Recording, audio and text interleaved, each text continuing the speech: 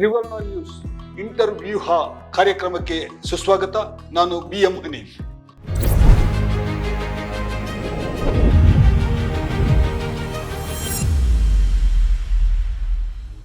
ಇವತ್ತು ನಮ್ಮ ಜೊತೆಗೆ ಕನ್ನಡದ ಸಾಂಸ್ಕೃತಿಕ ಲೋಕದ ಮಹತ್ವದ ಹೆಸರು, ಕನ್ನಡ ಜನಮಾನಸದಲ್ಲಿ ಬಹುದೊಡ್ಡ ಜನಪ್ರಿಯತೆಯನ್ನು ಗಳಿಸಿಕೊಂಡಿರುವಂತಹ ಗಾಯಕ H. ಜನಾರ್ದನ್. ಹಾಗಂದ್ರೆ ನಿಮ್ಗೆ ಯಾರಿಗೂ ಅರ್ಥ ಆಗ್ಲಿಕ್ಕಿಲ್ಲ, ನಮ್ಮೆಲ್ಲರ ಪ್ರೀತಿಯ ಜನ್ನಿ. ಕೊನೆಯ ಹಿಂದಿನ ರಾತ್ರಿ ಸೂರ್ಯ ಚಂದ್ರರ ಹಿಡಿದು ಹಣದ ಪೆಟ್ಟಿಗೆಯಲ್ಲಿ ಹೂಡಿಟ್ಟರೋ, ಭಾರತದ ಬಾವುಟವ ಕಿತ್ತು ಬಾಯಿಗೆ ತಿರುಗಿ ಕಿತ್ತುಕೊಂಡರು ಅವಳ ಮಾತುಗಳನ್ನು. ವಿಧಾನಸೌಧದ ಮಿನಿಸ್ಟ್ರಿಗಳ ಕಚೇರಿ ಮುಂದೆ ನಾವು 100 ಸ್ಟ್ರೈಕ್ ಮಾಡಿದ್ವಿ. ಈಗ ನನ್ಗೆ ಅನಿಸ್ತಾ ಇದೆ, ನಾವೇನಾದ್ರು ಬೌದ್ಧಿಕವಾಗಿ ಬೆಳೆಯೋಕ್ಕೆ ಆ ಮನುಷ್ಯ ಕೊಟ್ಟಂಥ ಅಪೂರ್ವವಾದಂಥ ಮೆಟೀರಿಯಲ್ ಇದೆಯಲ್ಲ, ಸಿದ್ಧಲಿಂಗಯ್ಯನವರ ಮಾತುಗಳು ಎಲ್ಲೆಲ್ಲೋ ಸ್ವಲ್ಪ ಎಲ್ಲ ಒಂದು ರೀತಿ ಮರುಕಳಿಸೋ ರೀತಿಲ್ಲ.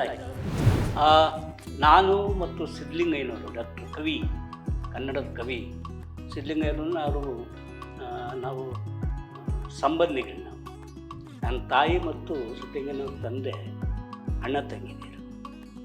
ಹೀಗಾಗಿ ಒಂದೇ ಕುಟುಂಬದಲ್ಲಿದ್ದವ್ರು ನಾವು. ಆದರೆ ಸಿದ್ಧಲಿಂಗಯ್ಯನವರು ಬೆಳೀತಾ ಬೆಳೀತಾ ಬೆಳೀತಾ ಅತ್ಯಂತ ಅಂದರೆ ಆಗ ಅಂಬೇಡ್ಕರ್ನೇ ಭಾಳ ಆಳವಾಗಿ ಓದ್ಕೊಂಡಿದ್ದರು. ಅವರು ಹಾಸ್ಟೆಲ್ಗೆ ಸೇರಿಬಿಟ್ರು. ಅಲ್ಲಿ ಅವರು ತನ್ನ ಓದುವಿಕೆಯನ್ನು ಮುಂದುವರಿಸಿದ್ರು. ನಾವು ಅಲ್ಲೇ ಶ್ರೀರಾಮಪುರದಲ್ಲೇ ಸ್ಲಮ್ಮಲ್ಲಿದ್ವಿ ನಾವು. ಆಮೇಲೆ ಶ್ರೀರಾಮಪುರದ ಗೌರ್ಮೆಂಟ್ ಶಾಲೆಯಲ್ಲಿ ಓದ್ಕೊಂಡಿದ್ವಿ. ಆದರೆ ಅವಾಗ ಒಟ್ಟಿಗೆ ಸೇರಿ ಸಿದ್ಧಲಿಂಗಯ್ಯನವರ ಆಗಲೇ ಅಂಬೇಡ್ಕರ್ ಅವ್ರದನ್ನ ಒಂದು ರೀತಿಯ ರೂಪಕಗಳು ಕಥೆ ರೀತಿ ಹೇಳೋರು. ನಾವು ಪಕ್ಕಾ ಸ್ಲಮ್ ಅಂದ್ರೆ ನಿಮ್ಗೆ ಗೊತ್ತಿಲ್ಲ, ಪಕ್ಕಾ ಗುಂಡ ಹುಡುಗರು ನಾವು. ಶ್ರೀರಾಮಪುರ ಅಂದ್ರೆ ಅಯ್ಯೋ, ವಾತಾವರಣನೂ ಹಂಗೆ ಇತ್ತು. ಆದರೆ ಸಿದ್ಧಲಿಂಗಯ್ಯನವರ ಮಾತುಗಳು ಎಲ್ಲೆಲ್ಲೋ ಸ್ವಲ್ಪ ಎಲ್ಲ ಒಂದು ರೀತಿ ಮರುಕಳಿಸೋ ರೀತಿಲಿ ಆಯಿತು. ಸುಮಾರು ನಾವು ಒಂದು 7, 8, 9ನೇ ಕ್ಲಾಸು ಓದೋಷ್ಟೊತ್ತಿಗೆ ಸಿದ್ಧಲಿಂಗಯ್ಯನವರು ಮೆಲ್ಲಗೆ ನಾವೆಲ್ಲ ಒಂದು ಹುಡುಗರ ತಂಡ, ನಾಟಕ ಪಾಠಕ ಅವು ಇವು ವೇಷ, ಪೌರಾಣಿಕ ನಾಟಕ ಆಗೋಲ್ಲ. ಆ ವೇಷ ನಮ್ಮ ನೆಕ್ಸ್ಟ್ ಡೇ ನಾವು ಮಧ್ಯಾಹ್ನ ಹಾಕ್ಕೊಂಡು ರಸ್ತೆಯಲ್ಲಿ ಒಂದು ಟೆಂಟ್ಗಿಂದ ಹಾಕ್ಕೊಂಡು ಮಾಡೋದು. ಆದರೆ ಅವ್ರು ಮೆಲ್ಲಗೆ ನಮಗೆ ಗೊತ್ತಾಗದಾಗ ಕನ್ವರ್ಟ್ ಮಾಡಿದ್ರು. ಅಂದರೆ ಎಲ್ಲ ಸ್ಲಮ್ಗಳಲ್ಲಿ ಸುಮಾರು ಒಂದು 12 ಸ್ಲಮ್ಗಳಲ್ಲಿ ನಾವು ರಾತ್ರಿ ಪಾಠಶಾಲೆಯನ್ನು ನಡೆಸ್ತಾ ಇದ್ವಿ. ರಾತ್ರಿ ಪಾಠಶಾಲೆಯಿಂದ ಬಂದವರೇನೆ ಇವತ್ತು ಕರ್ನಾಟಕದ ಚಳುವಳಿಗೆ ನಾಯಕರುಗಳಾಗಿದ್ದರು. ನಮ್ಮ ಮಾವಳ್ಳಿ ಶಂಕರ್, ರಾಜಣ್ಣ ಅವರೆಲ್ಲ ನಮ್ಮ ರಾತ್ರಿ ಪಾಠಶಾಲೆಯಲ್ಲಿ ಓದ್ತಿದ್ದಂಥ ಅವರು ಗೆಳೆಯರು. ಆದರೆ ರಾತ್ರಿ ಪಾಠಶಾಲೆ ಆದ ನಂತರ ಅಲ್ಲಿನ ಯುವಕರಿಗೆ ಅಂಬೇಡ್ಕರ್ ತತ್ವವನ್ನು, ಮಾರ್ಕ್ಸು, ಎಂಗಲ್ಸು ಮತ್ತು ಬೇರೆ ಬೇರೆಯ ನಮ್ಮ ಕವಿಗಳು, ಕುವೆಂಪು, ಬೇಂದ್ರೆ, ನಮ್ಮ ಕೈವಾರ ತಾತಯ್ಯನವರು, ನಾರಾಯಣ ಗುರು, ಪೆರಿಯಾರ್, ಇವ್ರದ್ದೆಲ್ಲ ಕತೆ ಹೇಳೋರು. ಈಗ ನನಗೆ ಅನಿಸ್ತಾ ಇದೆ, ನಾವೇನಾದ್ರು ಬೌದ್ಧಿಕವಾಗಿ ಬೆಳೆಯೋಕ್ಕೆ ಆ ಮನುಷ್ಯ ಕೊಟ್ಟಂಥ ಅಪೂರ್ವವಾದಂಥ ಮೆಟೀರಿಯಲ್ ಇದೆಯಲ್ಲ, ಆಮೇಲೆ ನಮ್ಮನ್ನೇನು ಮಾಡಿಬಿಡ್ತು, ಅದನ್ನೆಲ್ಲ ಆಳವಾಗಿ ಅಧ್ಯಯನ ಮಾಡ್ತಕ್ಕಂಥ ಅಭ್ಯಾಸನೂ ಕೂಡ ಅದರಿಂದ ಬಂತು. ಬಟ್ ಎಲ್ಲೂ ಸಿದ್ಧಲಿಂಗಯ್ಯ ಇದು ಮಾಡಿ ಇದು ಹೇಳ್ತಾ ಇದ್ದೀನಿ ಅಂತ ಹೇಳಲಿಲ್ಲ. ಅದು ಕ್ವಾಲಿಟಿ ಆಫ್ ದ ಸಿದ್ಧಲಿಂಗಯ್ಯನವರು. ಆಮೇಲೆ ನಮಗೆ ನಾವು ಬೇರೆ ಬೇರೆ ಚಳುವಳಿಗಳಲ್ಲಿ, ಅದು ವಿದ್ಯಾರ್ಥಿ ಚಳುವಳಿಯಲ್ಲಿ ಭಾಗವಹಿಸಿದ್ವಿ. ಪತ್ರಿಕೆಗಳು ಯಾವುದಾದ್ರು ಅನ್ಯಾಯ ಕಂಡ್ರೆ ಎಲ್ಲ ಹುಡುಗರನ್ನು ಸೇರಿಸಿ ವಿಧಾನಸೌಧದ ಮಿನಿಸ್ಟ್ರಿಗಳ ಕಚೇರಿ ಮುಂದೆ ನಾವು 100 ಸ್ಟ್ರೈಕ್ ಮಾಡಿದ್ವಿ. ಅಲ್ಲೇ ಪೊಲೀಸರು ಹಿಡ್ಕೊಂಡು ಪೊಲೀಸ್ ಸ್ಟೇಷನ್ ಕರ್ಕೊಂಡೋಗಿ ನಮ್ಗೆ ಹೇಳೋರು, ಇದೇನು ತಪ್ಪು ಮಾಡ್ತಾ ಇಲ್ಲ, ಅದನ್ನು ನಮ್ಮ ಕರ್ತವ್ಯ ನಾವು ಮಾಡ್ಬೇಕಲ್ಲ ಅಂತ. ಆ ಚಾಣಕ್ಯ ಹೋಟ್ಲ್ ಅಂತ ಪಕ್ಕದಲ್ಲೇ ಚಾಲುಕ್ಯ ಹೋಟೆಲ್, ಒಳ್ಳೊಳ್ಳೆ ತಿಂಡಿ ತರಿಸ್ಕೊಂಡವ್ರು ಭಾಳ ಪ್ರೀತಿಯಿಂದ. ಒಂದು 3-4 ಗಂಟೆ ಇಟ್ಕೊಂಡು ಕಳಿಸ್ತಾರೆ. ಇದು ನಮ್ಗೆ ಅಭ್ಯಾಸನೂ ಆಗೋಗಿತ್ತು. ಅಂದರೆ ನಮಗೆ ಪ್ರತಿಭಟನೆ ಮಾಡುವ ಒಂದು ರೀತಿಯ ಪೂರಕವಾದ ಪ್ರೇರಣೆಯನ್ನು ಕೊಟ್ಟಿದ್ದು ಸಿದ್ಧಲಿಂಗಯ್ಯನವರ ನಡೆ ನುಡಿ ನಮ್ಮ ಜೊತೆ ನಡ್ಕೊಂಡಂತ. ಆಮೇಲೆ ನಾನು ಸಮುದಾಯಕ್ಕೆ ಹೆಚ್ಚು ಹತ್ತಿರವಾದ, ಯಾಕಂದರೆ ನನಗೆ ಸ್ವಲ್ಪ ಹಾಡುಗಾರಿಕೆ ಇತ್ತು. ನಮ್ಮ ಪರಂಪರೆಯಲ್ಲೆಲ್ಲ ನಮ್ಮವ್ವ ಅವರೆಲ್ಲ ಭಾಳ ದೊಡ್ಡ ಸೋಬಾನೆ ಸಿಂಗರ್ಸ್ಗಳು ಅವರೆಲ್ಲ. ನಮ್ಗಳು ಹಳ್ಳಿಗಳಿಗೆಲ್ಲ ಇವ್ರು ಕರ್ಕೊಂಡು ಹೋಗ್ತಿದ್ರಲ್ಲ ಮದುವೆ ಜಾತ್ರೆ, ಅಲ್ಲಿ ಕಿವಿಗೆ ಬೀಳೋದು. ಅದು ಈ ಶ್ರವಣಕ್ಕೆ ತಟ್ಟಿದ ಮೇಲೆ ಅದು ಮಿದುಲ್ಗೆ ಹೋಗುತ್ತೆ. ನಾವು ಟ್ರೈನಿಂಗ್ ಕೊಡೋದು ಕೂಡ ಆ ಹಿನ್ನೆಲೆಯ ಪ್ರೋಸೆಸ್ನಲ್ಲಿ ಟ್ರೈನಿಂಗ್ ಕೊಡ್ತೇವೆ. ಕೂರಿಸ್ಬೇಕು ಕರೆಕ್ಟಾಗಿ, ಮರೆಯೋಕ್ಕಾಗಲ್ಲ. ಇಲ್ಲಿಗೆ ಧ್ವನಿಗೆ ಅಳವಡಿಕೆ ಮಾಡಬೇಕು. ಅದನ್ನು ಸಮುದಾಯದಲ್ಲಿ ಮೊದಲ ಹೆಜ್ಜೆ ನಾಟಕ ಅಥವಾ ಬೀದಿ ನಾಟಕ? ಅಯ್ಯೋ, ಬೀದಿ ಆ್ಯಕ್ಚುಲಿ ಸಿದ್ಧಲಿಂಗಯ್ಯನವರ ಅಲ್ಲೇ ಕುಂತವ್ರೆ. ಆಮೇಲೆ ಇನ್ನೊಂದು ಕೊಲೆಯ ಹಿಂದಿನ ರಾತ್ರಿ ಅಂತ ನಾನೇ ಮೈಸೂರಿನಲ್ಲಿ ಒಂದು ಬೀದಿ ನಾಟಕದ ರೂಪಕವನ್ನು ಮಾಡಿದ್ದೆ. ಏನಾದ್ರ ಅವರು 70s ಬರೆದಂತ ಇದು. ಅದರ ಹಾಡು ಒಂದು ನೋಡಿ, ಕೊಲೆಯ ಹಿಂದಿನ ರಾತ್ರಿ ಸೂರ್ಯ ಚಂದ್ರರ ಹಿಡಿದು ಹಣದ ಪೆಟ್ಟಿಗೆಯಲ್ಲಿ ಕೂಡಿಟ್ಟರೋ, ಭಾರತದ ಬಾವುಟವ ಕಿತ್ತು ಬಾಯಿಗೆ ತುರುಕಿ ಕಿತ್ತುಕೊಂಡರು ಅವಳ ಮಾತುಗಳನ್ನು, ಕಿತ್ತುಕೊಂಡರು ಅವಳ ಮಾತುಗಳನ್ನು. ಕತ್ತಿಯನ್ನು ಹಿಡಿದವರು 16 ಜನ ನುಗ್ಗಿ ಎತ್ತಿಕೊಂಡರು ಅವಳ ಹಣ್ಣಿನಂತೆ. ಮುಖಕ್ಕೆ ತುಬಕನೆ ಉಗಿಯ ಬೇಕೆನಿಸಿದ್ದವಳಿಗೆ ಮುಖಗಳೇ ಇರಲಿಲ್ಲ ಬಂದವರಿಗೆ. ಸಪ್ತ ಸಾಗರವೆದ್ದು ಬರಸೆಳೆದುಕೊಂಡಂತೆ ಕಾಮುಕರ ಸರಪಳಿಗೆ ಒಳಗಾದಳು. ಬೇಟೆಗಾರರು ಎಸೆದ ಬಲೆಯೊಡನೆ ಸೆಣಸುತ್ತ ಪಂಜುಗಳ ಪಹರೆಯಲ್ಲಿ ಮರೆಯಾದಳು, ಪಂಜುಗಳ ಪಹರೆಯಲ್ಲಿ ಮರೆಯಾದಳು. ಅವಳಿಟ್ಟ ಕಣ್ಣೀರು ತೊರೆಯಾಗಿ ಹರಿದರು, 100 ನಾಲಿಗೆ ದಾಹ ತಣಿಸಲಿಲ್ಲ. ಮೈಯ ದಳಗಳನ್ನೆಲ್ಲ ಒಂದೊಂದನೇ ಇಸುಕಿ ಹೊತ್ತು ಹೊರಟರು ಅವಳ ಎತ್ತೆತ್ತಲು, ಹೊತ್ತು ಹೊರಟರು ಅವಳ ಎತ್ತೆತ್ತಲು. ಭಾರತ ದೇಶದ ಬೀದಿಯ ತುಂಬ ಬೆಳ್ಳಿ ಬಾಕುಗಳ ಮೆರವಣಿಗೆ, ರಕ್ತದ ಕೊಳದಿಂದೀಚೆಗೆ ತೆಗೆದ ಚಿಂದಿ ಬಟ್ಟೆಗಳ ಮೆರವಣಿಗೆ. ಬೆಳ್ಳಿ ಬಾಕುಗಳ ಮೆರವಣಿಗೆ, ಚಿಂದಿ ಬಟ್ಟೆಗಳ ಮೆರವಣಿಗೆ. ಇದು ಸಿದ್ಧಲಿಂಗಯ್ಯ ಬರೆದಿದ್ದು 76-77ರಲ್ಲಿ. ಇವತ್ತು ಕೂಡ ಸತ್ಯ ಅಲ್ಲ ಸರ್. ಎಮರ್ಜೆನ್ಸಿ ಟೈಮಲ್ಲಿ. ಆಮೇಲೆ ನೋಡಿ ಮಣಿಪುರ, ಇವತ್ತಿಗೂ ಕೂಡ ಅತ್ಯಾಚಾರಗಳು ಹೆಣ್ಮಕ್ಳ ಮೇಲೆ ನಡೀತಾ ಇರೋದು ಇದೆಯಲ್ಲ.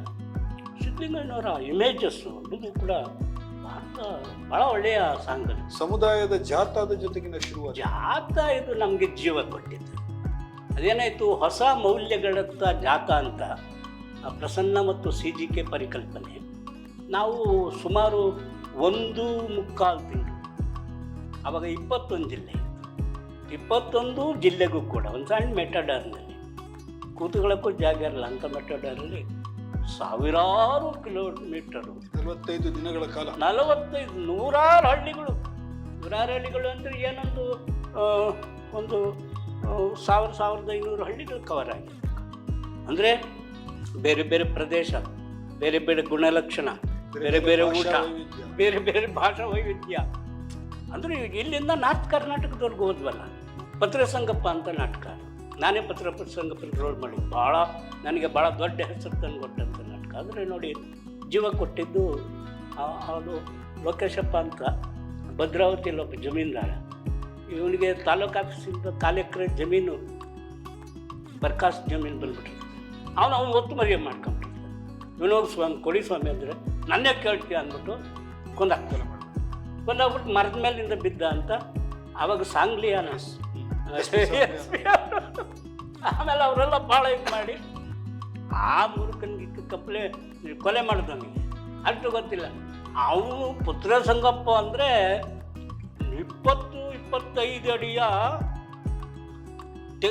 ಅಡಿಕೆ ತೋಟ ಇದಕ್ಕೆ ಹತ್ತಿ ಒಂದು ಮರದಿಂದ ಇನ್ನೊಂದು ಮರಕ್ಕೆ ಜಿಗಿತವಾದಂಥ ಟ್ಯಾಲೆಂಟೆಡ್ ಅವನು.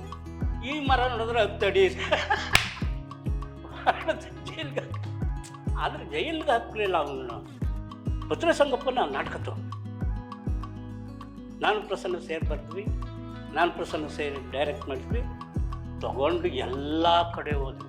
ಅದು ಬೀದಿ ನಾಟಕ ಆಯ್ತು ಅಲ್ಲ ರಂಗಭೂಮಿ ನಾಟಕ? ಬೀದಿ ನಾಟಕ ಆಗಿದ್ದು ಹೆಚ್ಚು ಹಾಡುಗಳ ಮೂಲಕನೇ, ಹೆಚ್ಚು ಹಾಡುಗಳ ಮೂಲಕ. ಆಮೇಲೆ ಜನ ಎಲ್ಲ ರೋಷ ಮಾಡೋಕ್ಕೆ ಶುರು ಮಾಡಿದ್ರು. ಹೌದಾ, ಇಂಥಲ್ಲಿ ಘಟನೆ ನಡೀತದೆ. ಇಲ್ಲಿ ದಲಿತ ಸಂಘರ್ಷ ಸಮಿತಿ ಈ ನಾಟಕಗಳನ್ನ ನೋಡ್ತಾ ಅನೇಕ ಕಡೆ ದೊಡ್ಡ ದೊಡ್ಡ ಪ್ರತಿಭಟನೆಗಳಾಗಿ ಸರ್ಕಾರಕ್ಕೆ ಬಹಳ ದೊಡ್ಡ ಒತ್ತಡ ಆಗೋ ರೀತಿಯಲ್ಲಿ ಮೂಮೆಂಟ್ ಅದು ಕ್ರಿಯೇಟ್ ಆಗಿದೆ.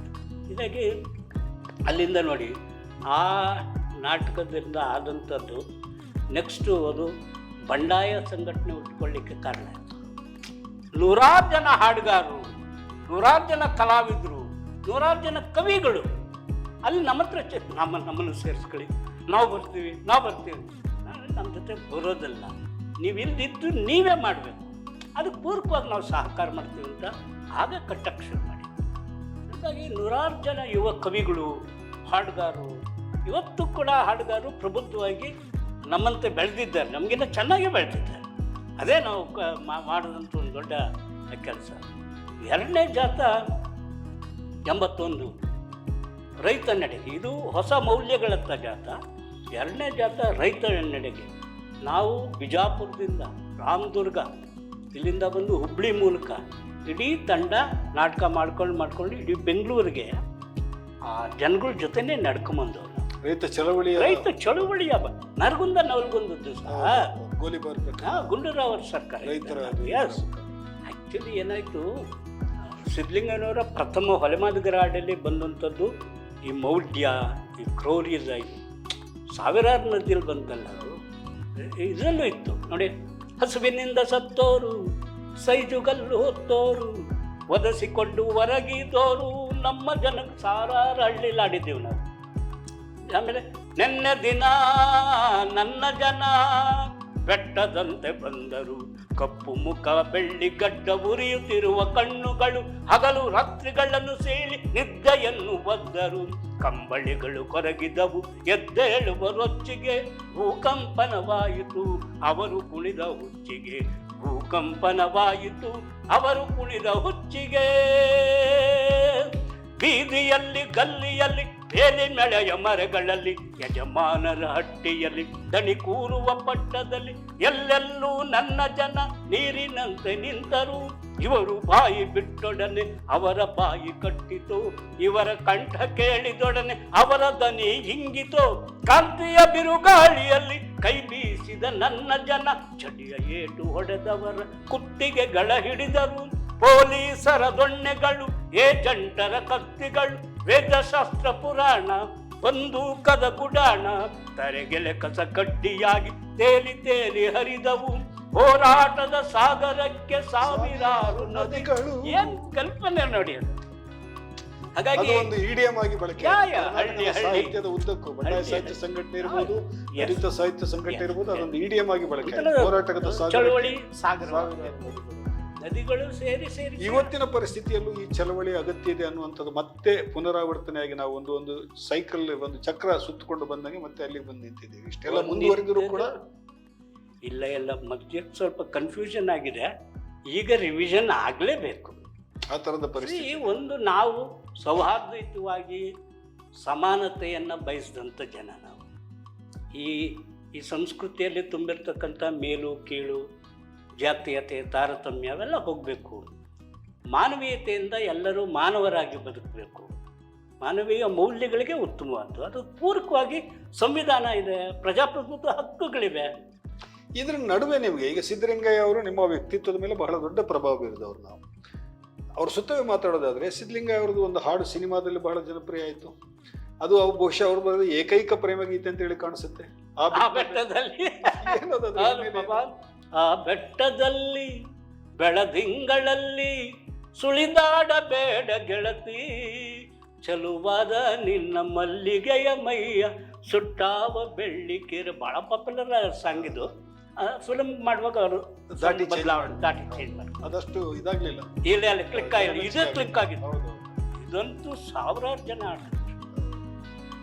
ಸಿದ್ದಲಿಂಗಯ್ಯ ಅವರ ನೆನಪು ನಾವು ಈಗಲೂ ಕೂಡ ಕನ್ನಡ ಸಾಹಿತ್ಯದಲ್ಲಿ ಇದೆಯಲ್ಲ, ಅದೊಂಥರದ ಒಂದು ಬಹಳ ದೊಡ್ಡ ನಕ್ಷತ್ರದ ಕೂಡ. ಅದು ಆ ಭಾಷಾ ವೈಖರಿಯನ್ನೇ ಕನ್ನಡ ಸಾಹಿತ್ಯದಲ್ಲಿ ಬದಲಾಯಿಸಿದ್ದಾರೆ. ಇಮೇಜಸ್ ಅಂತ ಏನು ಕರಿತೀವಿ, ಅದು ವಾಸ್ತವವಾದಂಥ ಜನರ ಬದುಕರ ಪ್ರತಿನಿಧಿತ್ವವನ್ನು ಅವ್ರು ಕಾವ್ಯ ಮಾಡಿದ್ದಾರೆ. ಹಾಗಾಗಿ ಜನಕ್ಕೆ ಬೇಗ. ಸಿದ್ದಲಿಂಗಯ್ಯ ಅವರು ಹಾಡ್ತಾ ಇದ್ರ ಮನೆಯಲ್ಲಾದ್ರೂ ಅಥವಾ ಬಾತ್ರೂಮ್ ಅಲ್ಲಾದ್ರೂ ಎಲ್ಲಾದ್ರೂ? ಅಂದರೆ ಅವು ವಾಚನ ಆ ವಾಚನನೇ ಟೋನಿಂಗ್. ಅದು ನಮ್ಮಲ್ಲಿ ಕಾವ್ಯ ವಾಚನಕ್ಕೆ ಅನೇಕ ಪ್ರಕಾರಗಳಿವೆ. ಆ ವಾಚನವನ್ನು ಅತ್ಯಂತ ರಿದಮೆಟಿಕ್ ಆಗಿ ಅತ್ಯಂತ ಕಾವ್ಯಮಯವಾಗಿ ಹಾಡ್ತಿದ್ರು. ಕೆಲವೆಲ್ಲ ಆಲ್ಮೋಸ್ಟ್ ನನ್ನ ಸಂಯೋಜನೆಯನ್ನು ಅವರ ನೆಲಗಟ್ಟಿನಲ್ಲೇ ನಾನು ಹಾಕಿದ್ದೇನೆ. ಅವೇನು ಸೆಪ್ರೇಟಾಗಿ ಕೂತು ಅದಕ್ಕೇನು ಹಾರ್ಮೋನಿಯಂ ಇಟ್ಕೊಂಡು ಟ್ಯೂನ್ ಮಾಡಿದ್ದಲ್ಲ. ಜನಕ್ಕೆ ಕಂಟೆಂಟ್ ರೀಚ್ ಆಗಬೇಕು, ಚಳುವಳಿಗೆ ಅದೊಂದು ಸ್ಫೂರ್ತಿ ಮತ್ತು ಪ್ರೇರಣೆ ಆಗಬೇಕು. ಆ ಹಾಡು ಎಲ್ಲರ ನಾಲಿಗೆ ಮೇಲೆ ನೆಲೆದಾಡಬೇಕು.